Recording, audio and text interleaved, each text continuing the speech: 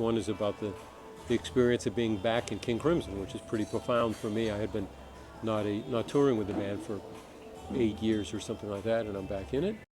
So a lot of us like to look at our fingers when we play. I'm one of those. I'd rather be like Bob Culbertson and just be able to play the right notes. I can do that look, but I'll play the wrong notes.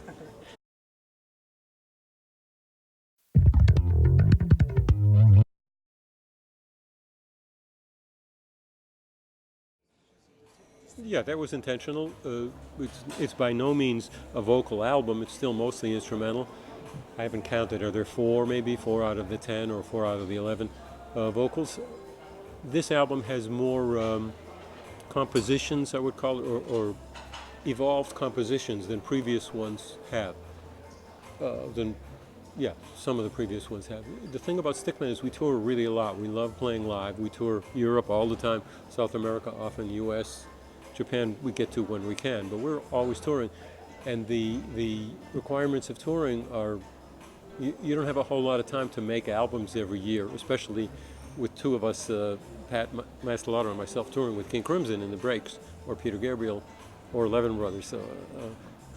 So for the last few years, I felt with StickMen that we're doing live albums and we're doing improvised albums and occasional compositions, but none of them gets that extra 6 months or a year of really refining it, including anything with lyrics, because it's not so much getting the vocal, but getting the lyrics really good.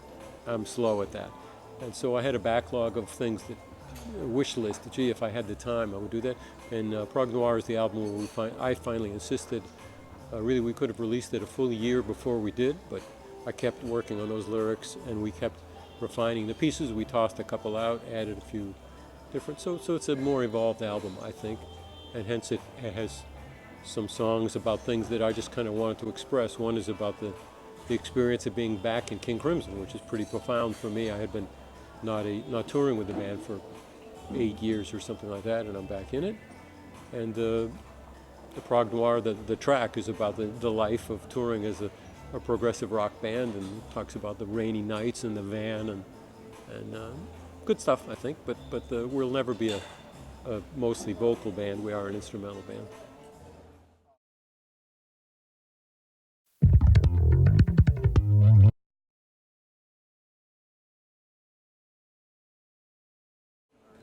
That's a technique I don't have very well, and I very carefully watch those stick players who do sing, because it ain't easy.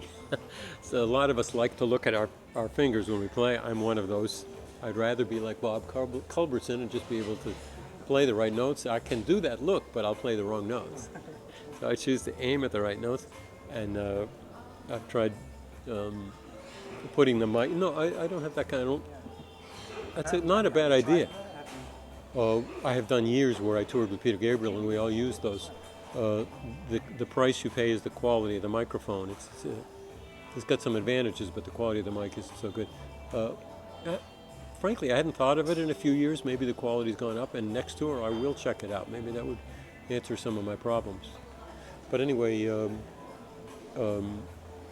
it's an issue, and even vocally doing songs, it'd be hard to suddenly be the lead singer in a band.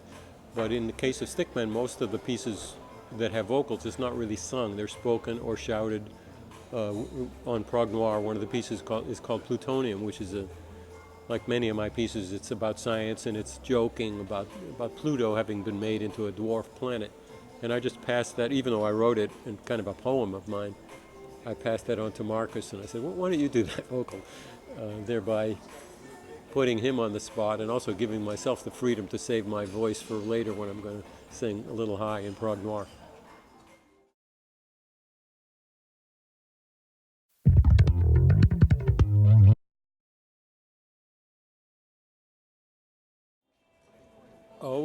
Always working on stuff, always listening to other players, and because I'm on the road, I get a chance to practice more than on the road than I do at home. And frankly, I practice more now than I did when I was younger, or the first bunch of years I had it. Maybe then I was just challenged to just play it at all in the shows, but now I'm working on some techniques. And typically with me, some of those techniques will never come to fruition. I'll never use them, and some will, and maybe in a small way, maybe in a big way, I just don't know. But I think what's consistent is always trying to play it better, and always when I hear other players getting inspired by how good they are and how much further I have the ramp is in front of me. I do a music camp in the summer. We call it Three of a Perfect Pair. Adrian Ballou of King Crimson and Pat Mastelotto of King Crimson. And when it comes about 50 to 70, we call them campers, but they're musicians and quite good ones. And when it comes every day, the hour or 2 hours of bass or stick or touch guitar in my room, I get them playing, and I always am impressed by how good people are and how each player seems to be doing stuff that no one else thought of, and so we can all learn from each other.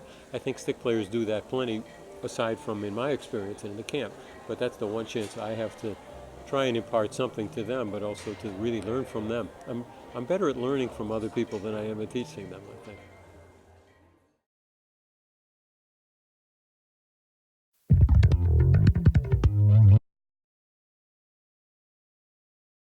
I want to give a message of good spirits of Chapman stick players in Japan, and I want to wish them above all what we all need in the music field, which is some good luck. I wish you good luck with your music, and I think